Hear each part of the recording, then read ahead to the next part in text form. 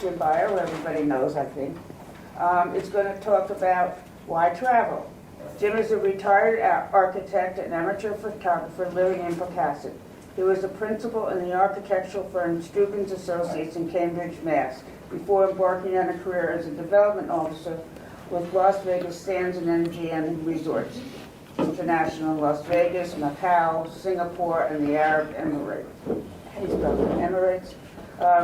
He has made more than 100 trips across 6 continents, 3 oceans, 50 counties, 50 countries, hundreds of cities, and countless parks and preserves so far.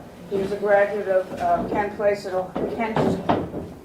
Ohio and a graduate master's degree in architecture from Harvard. Jim? Thank you, guys. Thank you all for coming today. Well, I'm going to show you a few pictures that I hope will illustrate my answer to the question, why travel? But first, by way of introduction, I'd like to paraphrase a short essay by the American author Paul Auster. At first, it might not seem to have much to do with our subject, but bear with me. It's called Why Write?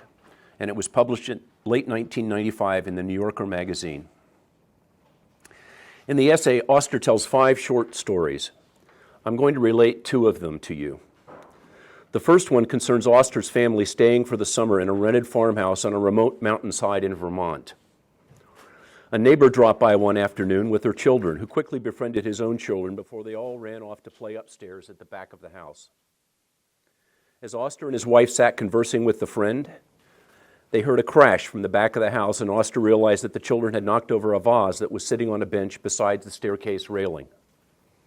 He volunteered to clean up the mess and stepped into the rear hall to do so. The staircase in the hall was very narrow, and at the bottom was a window about 3 feet square, sitting a couple of feet above the bottom step. He was about half finished with the cleanup job when his daughter rushed out from the room onto the second-floor landing above. He was close enough to the foot of the stairs to catch a glimpse of her, and in that brief second, before he could even say hello, she tripped. The toe of her sneaker had caught on the landing, and just like that, without any cry or warning, she was sailing through the air. The stumble had literally launched her into space, and from the trajectory of her flight, he could see that she was heading straight for the window. Auster is very clear that she was not falling or tumbling or bouncing down the steps. She was flying. It was a watershed moment for him, a moment where he needed to do something but was completely incapable of doing anything. What could he do? He didn't know what to do. He was on the wrong side of the banister when he saw her trip. By the time she was midway between the landing and the window, he noticed he was standing on the bottom step of the staircase. How did he get there? It was no more than a question of several feet, but it hardly seemed possible to cover that distance in that amount of time, which was next to no time at all. Nevertheless, somehow, he was there.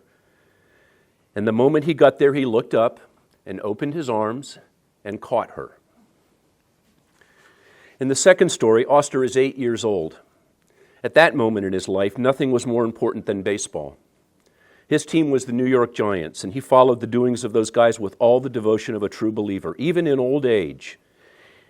Remembering that team which no longer exists, which played in a ballpark that no longer exists, he can reel off the names of nearly every player on the roster: Alvin Dark, Whitey Lockman, Don Mueller, Johnny Antonelli, Monty Irvin, Hoyt Wilhelm, but none was greater nor more perfect nor more deserving of worship than Willie Mays, the incandescent say-hey kid. That spring, Auster was taken to his first big league game at the Polo Grounds. One April night, he went with a group to watch the Giants play, the Milwaukee Braves. He doesn't remember who won, and he can't recall a single detail of the game. But after the game was over, his parents and their friends sat talking in their seats until all the other spectators had left. It got so late they had to walk across the diamond to leave by the center field exit, which was the only one still open. And as it happened, that exit was right below the players' locker rooms. Just as they approached the wall, Auster caught sight of Willie Mays. Already out of uniform and standing there in his street clothes not 10 feet away, Auster managed to keep his legs moving in that direction, and then, mustering every ounce of courage, he said, "Mr. Mays, could I please have your autograph?" "Sure, kid, sure," he said. "You got a pencil?" He was so full of life, Auster remembers, so full of youthful energy that he kept bouncing up and down as he spoke. Auster didn't have a pencil, so he asked his father if he could borrow his. He didn't have one either, nor did his mother, nor, as it turned out, did any of the other grown-ups. The great Willie Mays stood there watching in silence. When it became clear that no one in the group had anything to write with, he turned to Auster and shrugged, "Sorry, kid. Ain't got no pencil, can't give no autograph." And then he walked out of the ballpark into the night. Auster was crushed. He didn't want to cry, but tears started falling down his cheeks, and there was nothing he could do to stop them. He cried all the way home in the car. He was crushed with disappointment. Life had put him to the test, and in all respects he had found himself wanting. After that night, Auster says, he started carrying a pencil with him wherever he went. He never left the house without making sure he had a pencil in his pocket. It's not that he had any particular plans for that pencil, but he didn't want to be unprepared. He'd been caught empty-handed once, and he wasn't about to let it happen again. If nothing else, he said the years have taught him this. If there's a pencil in your pocket, there's a good chance that one day you'll feel tempted to use it. In fact, Auster tells his kids, that's why he became a writer. That's why Auster's a writer, but his answer to the question of why write is evident in this essay. You write because you have a story to tell.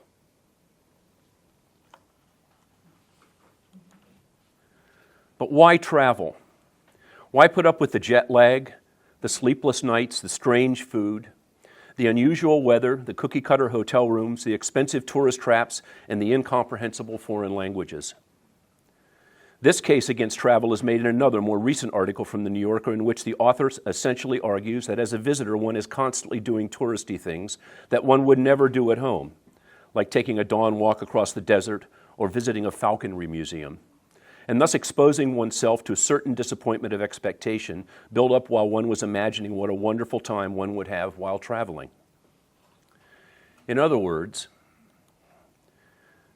the frantic visit through the Sistine Chapel in the company of 200 other gawking, sweating tourists is not quite the transcendent experience one envisioned when looking at the coffee table bookplate reproductions of Michelangelo's frescoes. I believe that all of this, however, conflates the distinction between the tourist and the traveler. The tourist goes places out of a sense of desire. To have toured a place gets branded as an achievement. See interesting places, have interesting experiences, become an interesting person. Does it really work that way? I think not. A traveler goes to places out of a sense of destiny, because she must. For the same reason Paul Auster appeared at the bottom of the stair or that he now carries a pencil. There's no choice about it. That's the only reason one would brave the many indignities of leisure travel, because it is a compulsion. The Germans have a word for it, and it hints at a yearning, something inside us.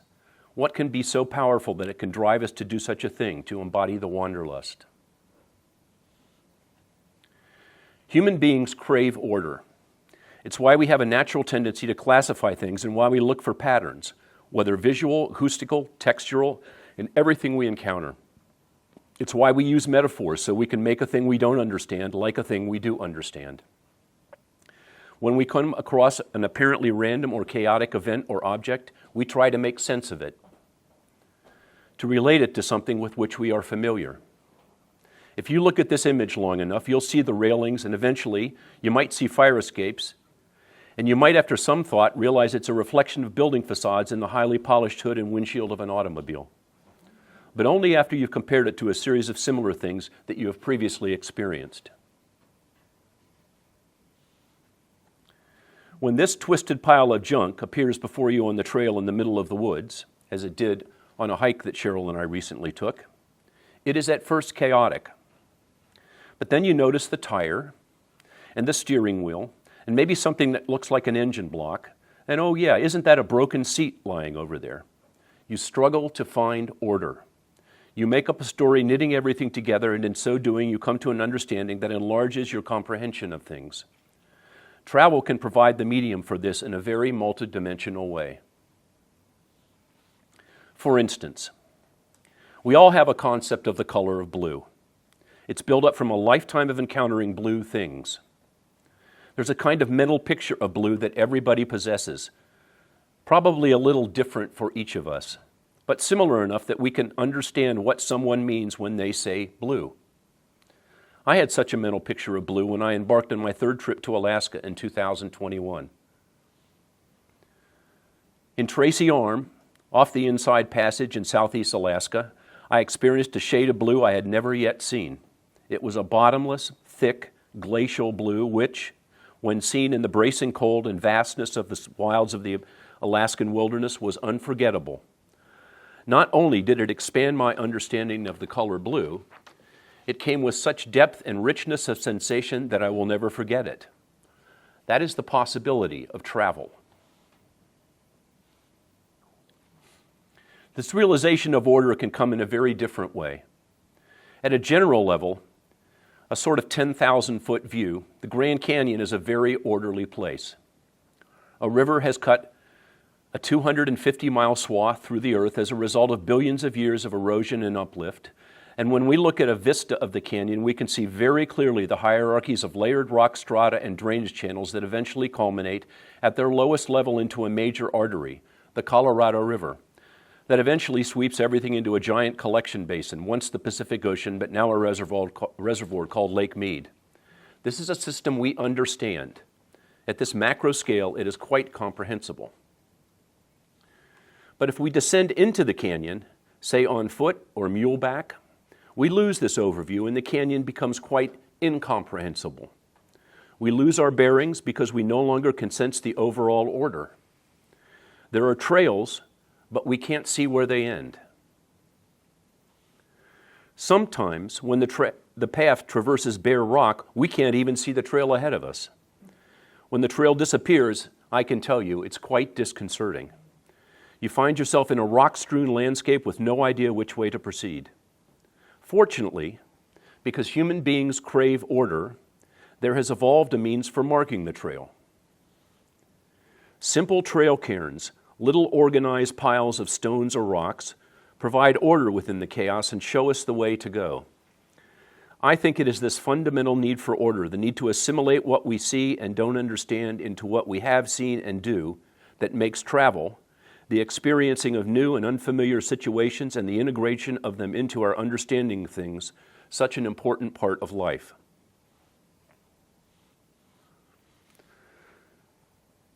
Such experience can take many forms. We've all seen the beautiful fall colors particular to the northeastern United States. But when you see them from above, you can truly see nature's canvas unfold at a scale not available from our normal viewpoint. In fact, seeing almost anything from above can give you a new understanding of its organization and its order.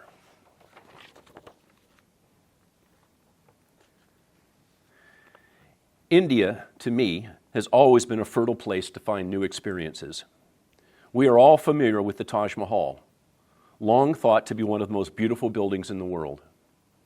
We think of it as a perfectly proportioned building constructed of white marble. What we don't see until we get to Agra is that it's actually a white marble building inlaid with literally thousands of flowered mosaic and carved tiles, which give the whole composition an up-close scale that can't be appreciated from afar. In fact, for me, India has provided a new understanding of the meaning of many things, like fire escapes, pet stores, domesticated animals, delivery vans, street food in all of its forms, bathing, homelessness, and funerals. Such are the advantages of travel. Many people just look at travel as a chance for rest and relaxation, or to play golf at a place like Pebble Beach, or to take a walk along the ocean in Greece. or to just enjoy the wildlife at Miami Beach. Others see it as an opportunity for shopping, say on the Ginza in Tokyo, at the Souk in Muscat, Oman, or in the Grand Bazaar of Istanbul. Some want the opportunity to relax at a fancy restaurant like the Taj Palace in Delhi, or eat a great meal in Las Vegas, or maybe just try something completely different for dinner. Perhaps it's adventure that lures people away from home. The chance to hike along the edge of a precipice beside the Bright Angel Trail in the Grand Canyon, or maybe to jump off a waterfall. But I'm an architect, and what architects are supposed to love are man-made things, like buildings. So I can marvel at the grandeur of the Burj Khalifa in Dubai, the tallest building in the world at more than half a mile, or admire the understated simplicity of the John Hancock Tower in Boston. Buildings, however, are more than just objects. They also create spaces within them. This unassuming building is the Rare Book Library at Yale University. It's a very simple volume of well-proportioned white marble panels designed by an architect at Skidmore, Owings & Merrill named Gordon Bunshaft. Its most notable feature, however, is the interior space, which is lit by exterior light filtering through the translucent metal panels.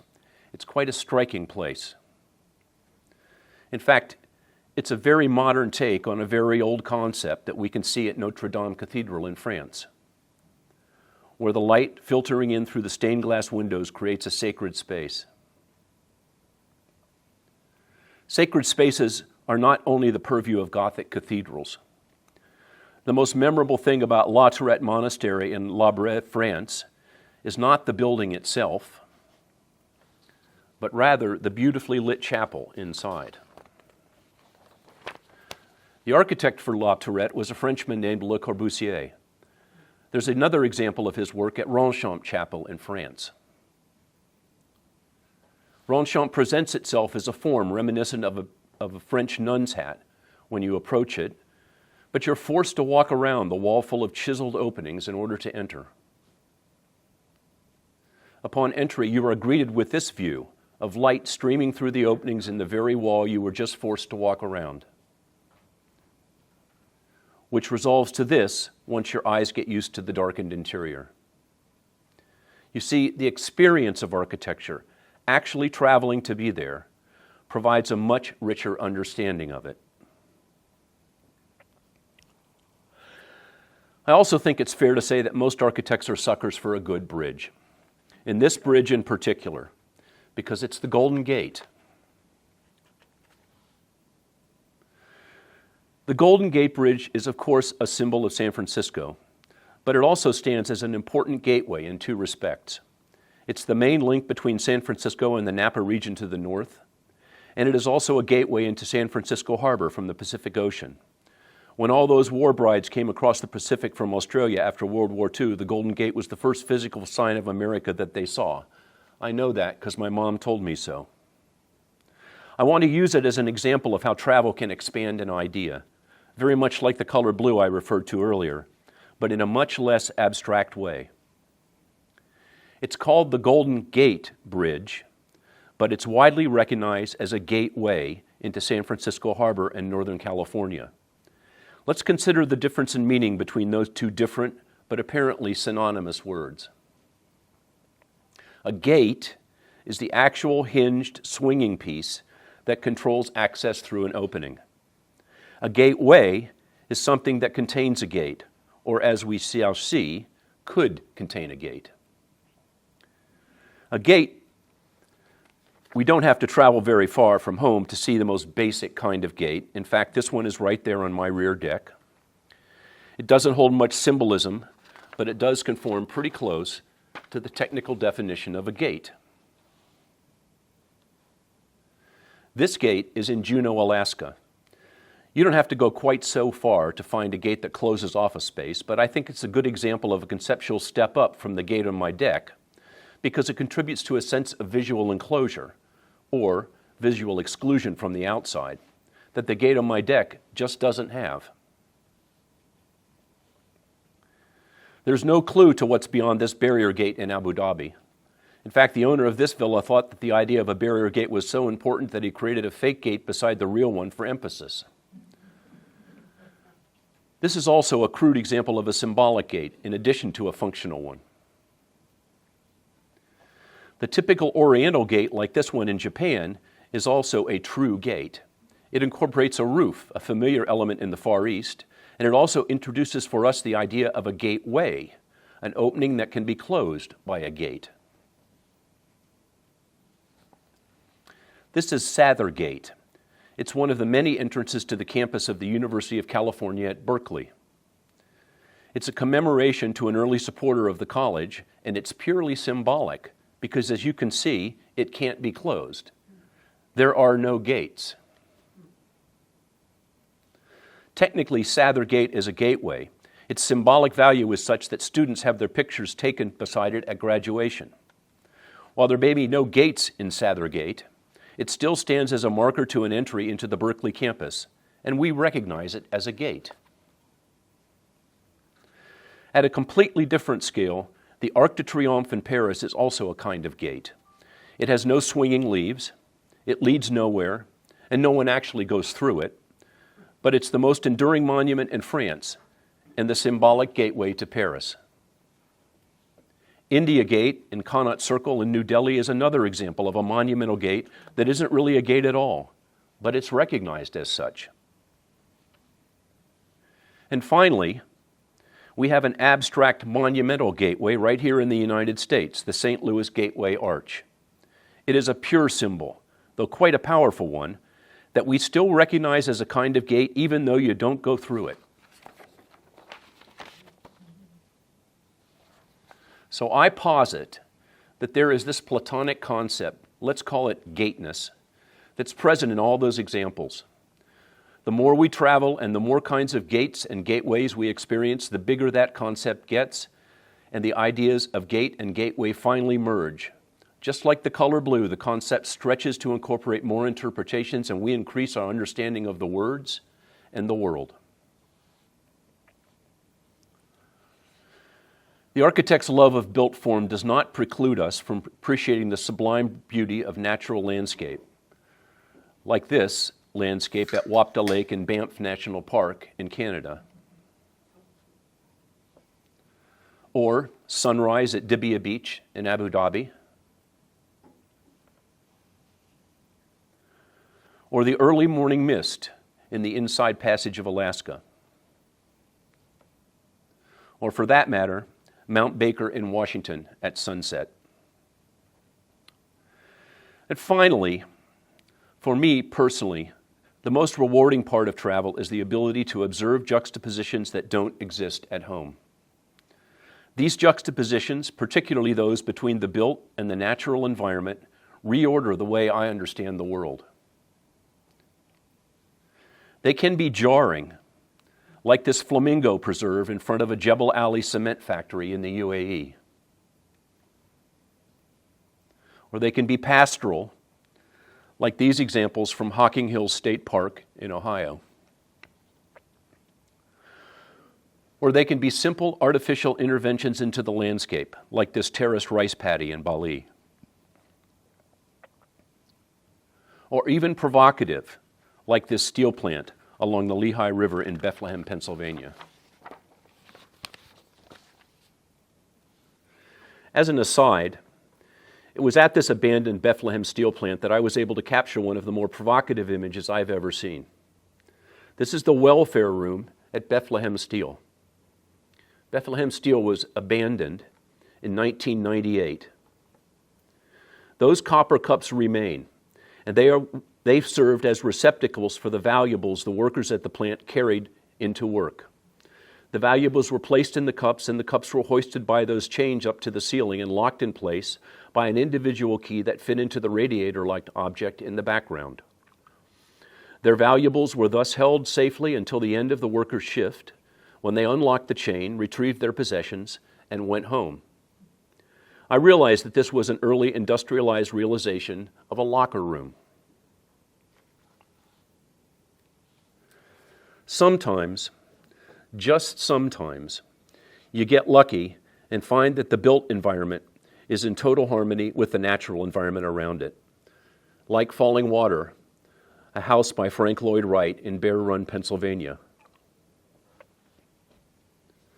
In my view, that's the way things ought to be, with the machine coexisting placidly in the garden. Whatever your preference, I advise getting away. It's worth the trouble. Paul Auster asked, why write? And he showed us it was because he had something to say. I asked, why travel? And I've tried to show you it's because you just might have something to learn. Thank you.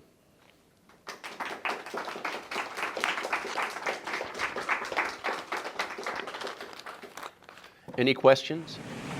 I was working for Las Vegas Sands at the time, and we made an agreement with a company that owned Bethlehem Steel Plant property that was abandoned at the time. This was probably in the middle aughts. That we would develop a hotel there. And I was dispatched to photograph the site. And I went with a woman who was an historical architect from New York City. And it's a 20-acre site, and it's got this old abandoned steel plant, and we had the complete run of it. We could go up inside the blast furnaces. We could do anything. And everywhere you point your camera, it was a great photograph. No credit to me. All you did was point your camera. The place was just beautiful. It was just, I have hundreds and hundreds of photographs from it. That was a magical place. Another place that really struck me was Bali in Indonesia, which is where that picture of the terraced rice fields was taken. Bali is not a place you drive around, it's a place you walk around, and there are all these kind of back alleys and walkways that go into these temples and go through these terraced rice fields. It's a magical, magical place. And I think that flamingo preserve, that was a bird watching trip that Cheryl and I took when we were living in Abu Dhabi. And I knew we were going to go see flamingos. And I thought, I took all kinds of pictures of the flamingos. But that concrete plant, I never figured that was going to be there. I never figured that was going to be there. And I still think those are some of the most striking images I've ever seen, with those flamingos standing in front of that plant. I mean, nature coexisting with something that man-made, and essentially that's something that man-made that pollutes. It struck me as it just struck me as something that I couldn't assimilate, and it made me think. In fact, I tell you that one of the things that we saw when we went on that bird watching trip, we actually went up past an island. It was a deserted island. But I noticed there was a lot of construction on this island. And I didn't know what the construction was. I couldn't imagine, because this island wasn't even connected to the mainland in any way. It's just an island of sand in the middle of the desert in Abu Dhabi. Abu Dhabi's kind of a delta. It consists of several islands. So when I got home, I went to Google Earth, and I found the place where we were, and I looked at it on Google Earth, and it turned out that that island was owned by a sheikh. He had land earth-moving equipment on the island making canals that spelled his name out. These canals were they were big, wide, 30, 40 feet wide and 150 feet long. The letters were 150 feet high, and this bright green water was in the canals, and the striking contrast between it and the desert was really interesting. And I thought, well, that's pretty pompous, carving your name in the desert, spending oil money doing this kind of thing. And I went back to work the next week, and I told the guys at work, and they said, oh yeah, we knew about that.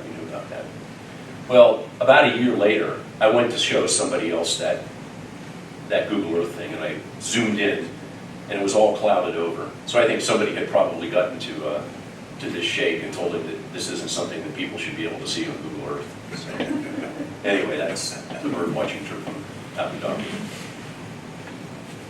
Yeah, Suzanne? So the Bethlehem Steel place, what's there today?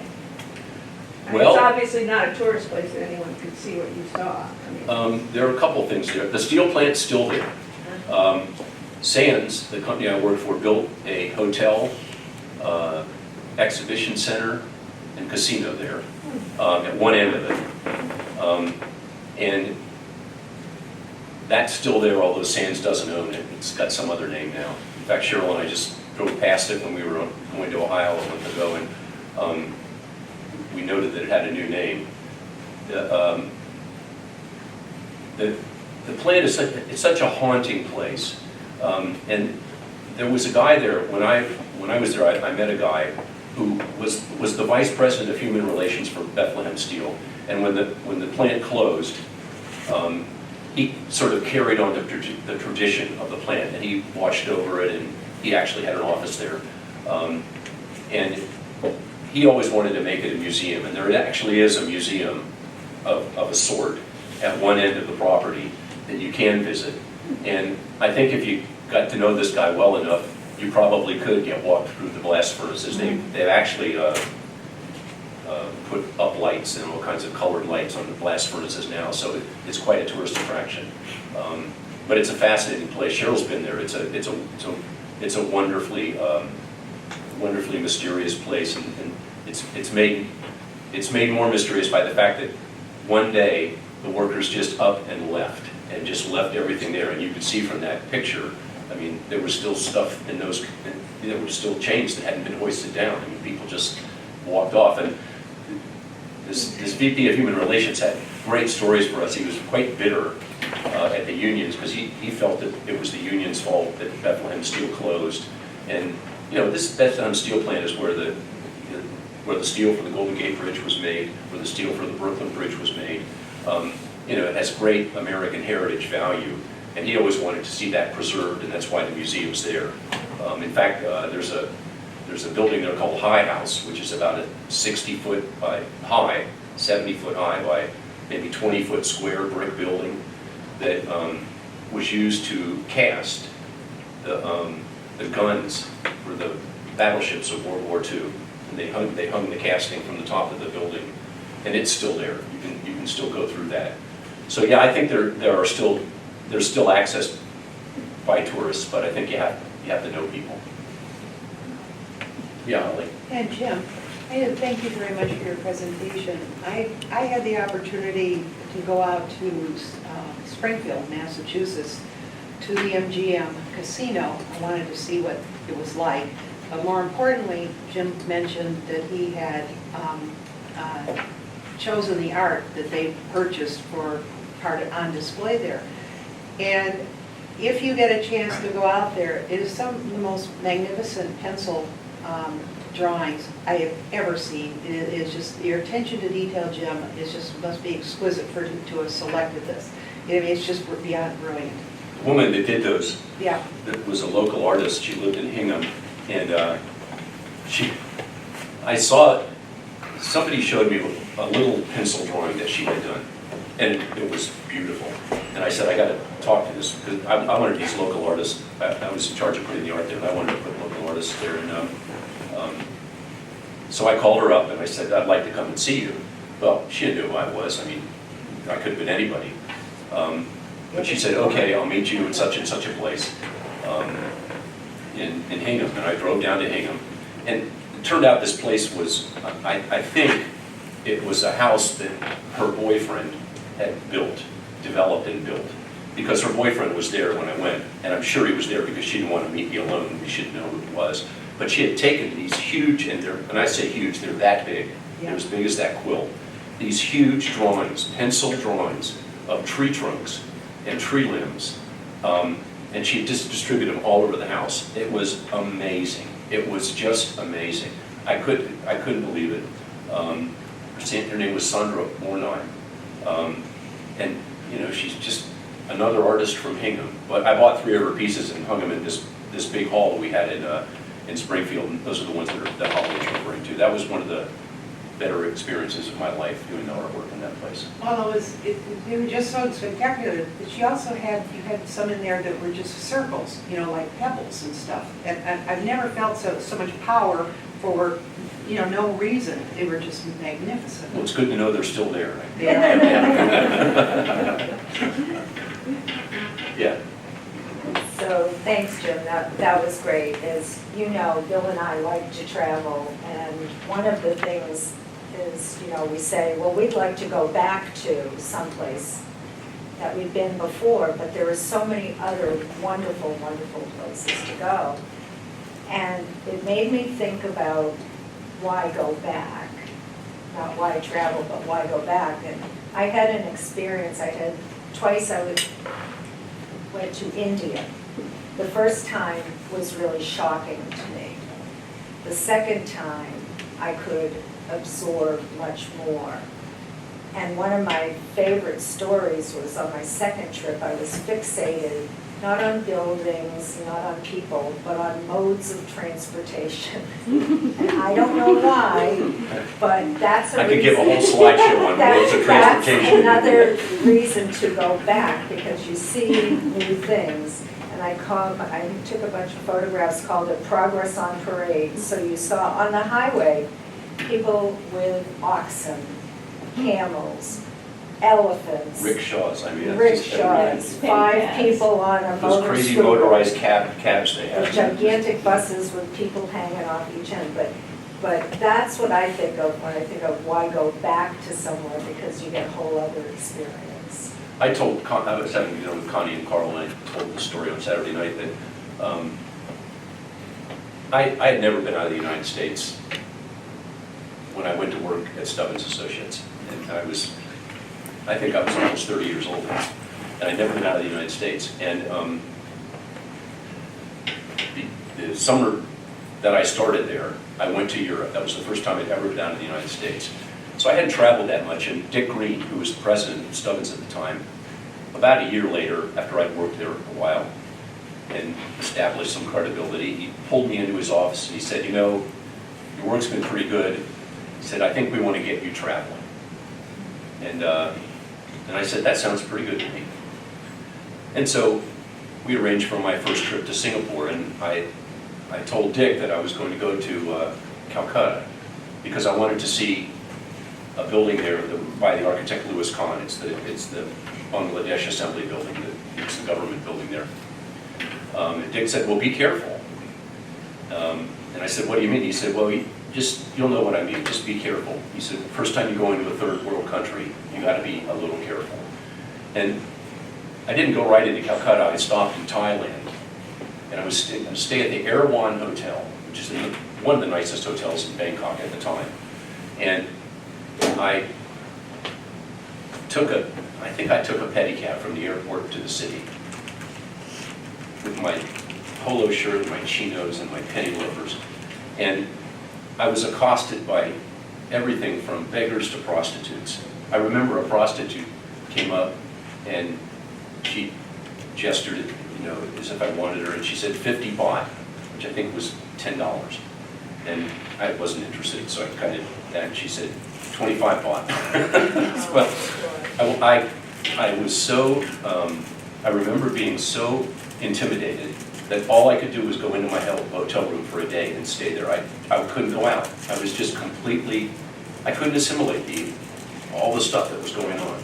And, you know, as I was there for 3 days, so, you know, in the end I got out and I took a lot of pictures and I walked around a lot. But that first time in a third world country it's a lot to handle. And I've been back to India a number of times. I think Cheryl's been there a couple times too. And I have to say that every time I go there, I'm still taken aback by what I see. Thank you all.